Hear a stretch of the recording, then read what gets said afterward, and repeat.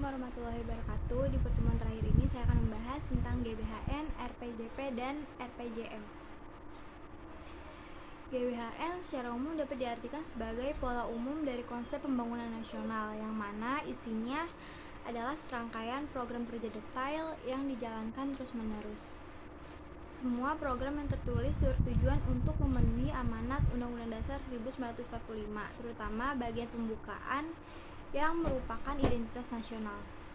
Jika dijabarkan dengan lebih sederhana, maka garis-garis besar haluan negara ini memuat keinginan dari seluruh rakyat Indonesia yang diputuskan oleh MPR dan dicadangkan dalam masa kerja berjangka selama 5 tahun sekali. Sementara itu, proses perencanaan dan pelaksanaannya akan melibatkan dua pihak, yaitu Presiden dan Wakil Presiden serta MPR. GBHN atau garis-garis besar haluan negara adalah suatu rumusan strategi yang dirancang secara sistematis guna mendukung proses pembangunan berskala nasional. Selain itu, sebagai wujud dari aspirasi masyarakat sesuai dengan nilai yang terdapat dalam ideologi Pancasila. Secara umum, program ini merupakan langkah untuk bisa merealisasikan cita-cita bangsa Indonesia. Selanjutnya kita akan membahas sejarah GBHN. Sejarah mulai dituliskannya naskah GBHN yang berisi rangkap program pembangunan nasional dimulai sejak pada tahun 70-an. Seperti diketahui bahwa menyusun garis-garis besar haluan negara bukan merupakan perkara yang mudah. Dibutuhkannya waktu yang cukup lama untuk merumuskannya, supaya tetap sejalan dengan amanat Undang-Undang Dasar 1945, terutama yang terdapat dalam pasal 3. Untuk membantu tugas MPR menyusun program tersebut, akhirnya pada tahun 1971 Presiden beserta wakilnya diberi tugas untuk membantu MPR dalam menyusun GBHN.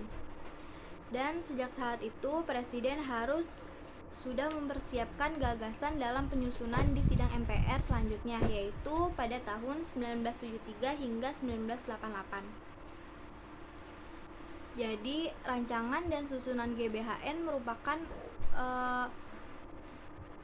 mandat dari Presiden yang dilimpahkan kepada MPR, kemudian diajukan pada sidang khusus MPR pada 1983 yang tercatat dalam TAP MPR nomor 2 MPR 1983. Dalam naskah tersebut tertuang mengenai beragam konsep dan program untuk pembangunan yang disahkan berdasarkan pada TAP.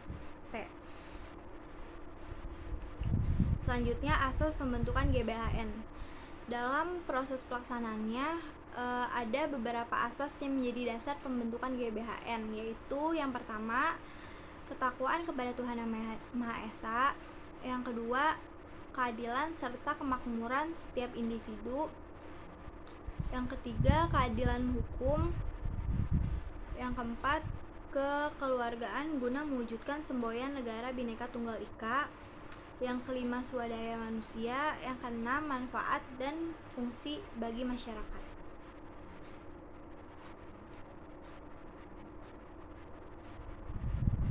Fungsi GBHN, jadi tuh GBHN ini memiliki fungsi yang sangat besar dalam aspek pembangunan nasional, yaitu yang pertama, sarana menyalurkan aspirasi masyarakat demi terlaksananya pemerintah yang lebih baik.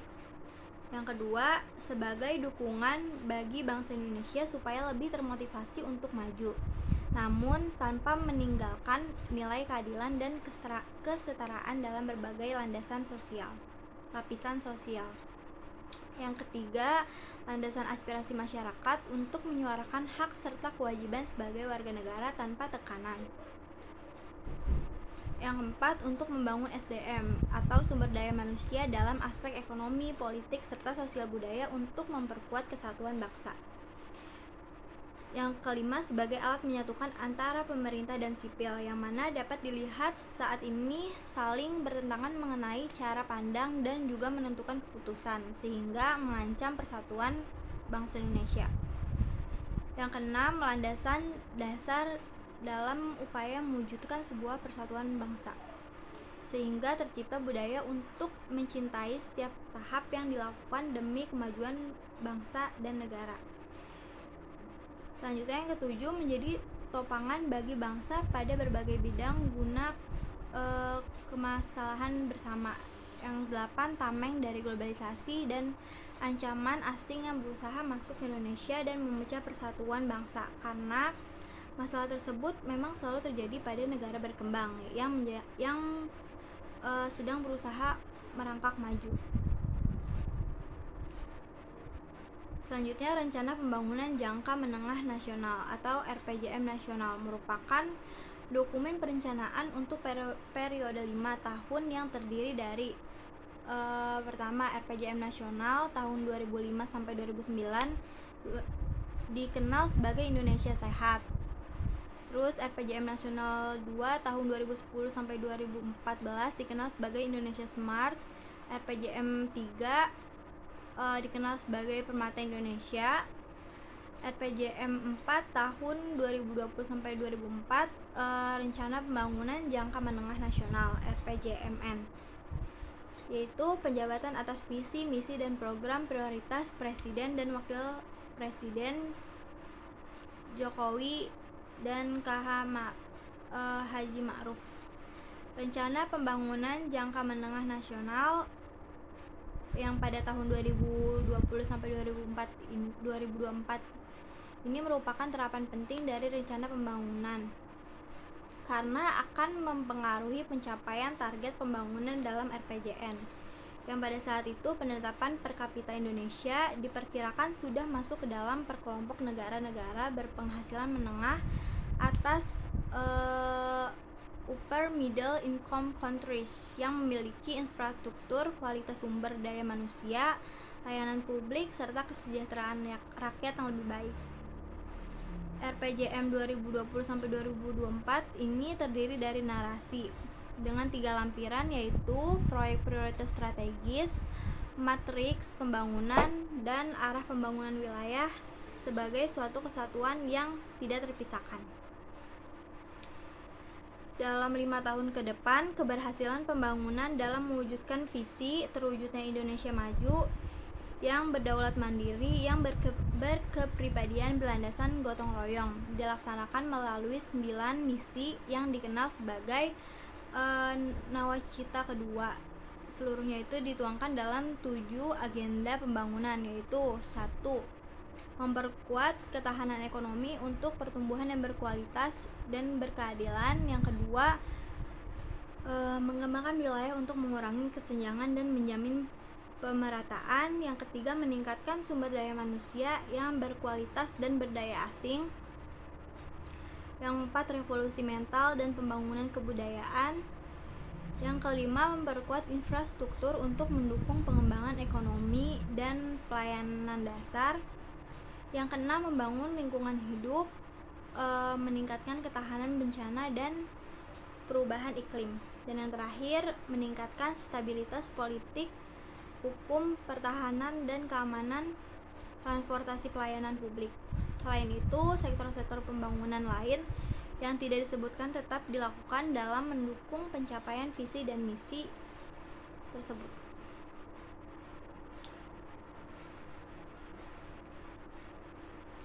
Sesuai arahan RPJPN 2005 sampai 2025, sasaran dari pembangunan jangka menengah yaitu 2020 sampai 2024 adalah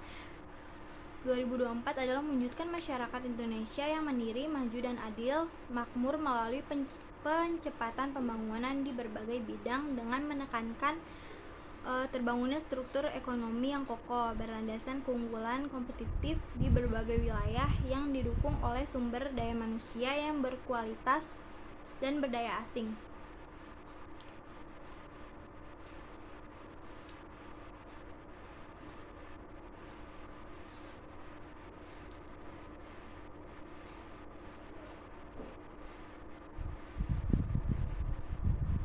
RPJMN 2020 sampai 2024 ini telah mengoptimalkan development goals target dari 17 tujuan pembangunan berkelanjutan beserta indikator telah menjadi bagian yang tidak terpisahkan dalam 7 agenda pembangunan Indonesia ke depan.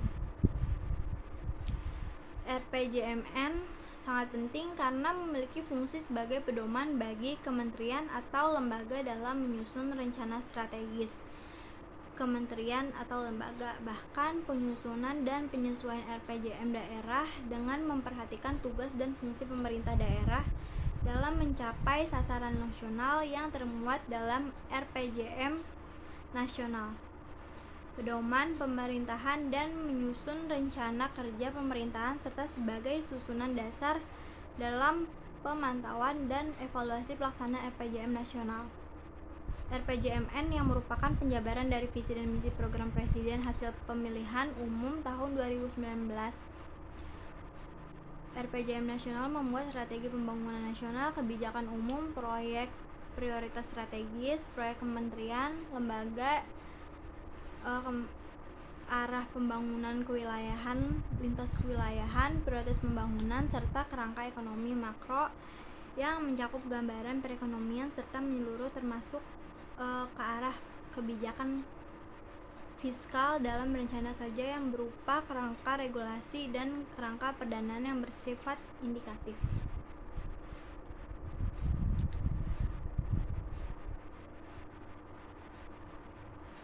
Sekian dari saya. Wassalamualaikum warahmatullahi wabarakatuh.